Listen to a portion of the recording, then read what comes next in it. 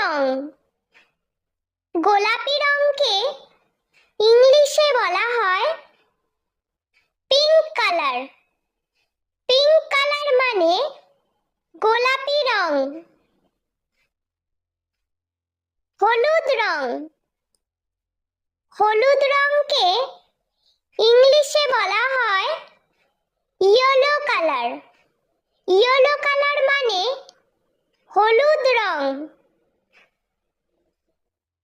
লাল রং। লাল রংকে ইংলিশে বলা হয় রেড কালার।